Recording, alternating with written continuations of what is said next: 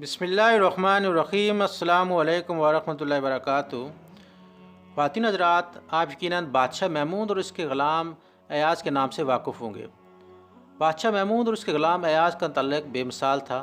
بادشاہ کی ایاز کے ساتھ محبت اس کی فہم و فراست، دیانتداری اور اس کے ساتھ وفا اور اخلاص کی وجہ سے تھا۔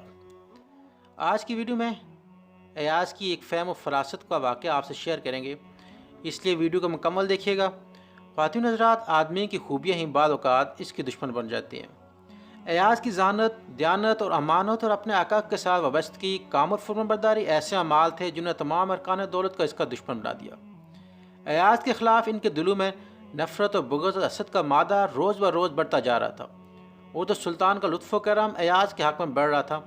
ایک دن بدباطن مشیروں اور وزیروں نے بادشاہ سے عرض کیا کہ ہم غلاموں کی ناقص عقل میں یہ بات نہیں آ رہی کہ آپ ایک معمولی غلام ایاز کی عقل و بصیرت پر کیوں یقین رکھتے ہیں۔ سلطان نے اس وقت کوئی جواب نہ دیا اور مسلسل اس معاملے میں خاموش رہا۔ چند دنوں کے بعد دربار کے ان حاسد وزیروں اور مشیروں کو ساتھ لے کر جنگل اور پہاڑوں کی طرف نکلا۔ کوسوں میل دور ایک قافلہ پڑاؤ ڈالے ہوئے تھا۔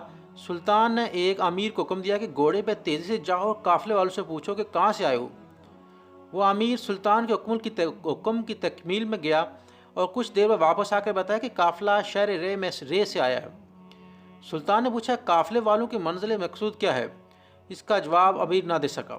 سلطان نے دوسرے امیر سے کہا اب تم جاؤ اور پوچھو کہ کارواں کدھر جائے گا۔ دوسرا امیر جواب لایا کہ ان کا ارادہ یمن کا ہے۔ بادشاہ نے ان سے پوچھا کہ ان کا ساز و سامان کیا ہے۔ اس بات کا جواب وہ نہ دے سکا۔ وزیر حیران ہوا کہ یہ تو اس نے معلوم ہی نہیں کیا۔ بادشاہ نے ایک اور امیر کو بھیجا، حکم دیا کہ دریافت کر کے آؤ کہ ان کے پاس کیا سامان ہے۔ اس نے واپس آ کر کہا ان کا سامان رے کے برتن ہے۔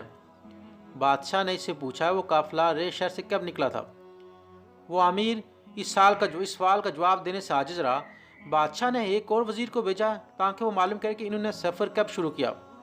اس نے واپس آ کر بتایا کہ 7ویں رجب کو یہ قافلہ رے سے روانہ ہوا، اور ساتھ ہی بادشاہ نے یہ پوچھا کہ ریش شہر میں اشیاء کا بھاؤ کیا ہے۔ وہ سلطان کے سوال کا جواب دینے سے عاجز رہا۔ اس طرح بادشاہ نے 30 سرداروں کو بھیجا اور ایک ایک سوال دریافت کیا۔ ان میں سے ہر ایک نے اسی ایک ہی سوال کا جواب معلوم کیا اور واپس آ گیا۔ غیر سب امیر ناقص العقل اور پریشان ذہن ثابت ہوئے۔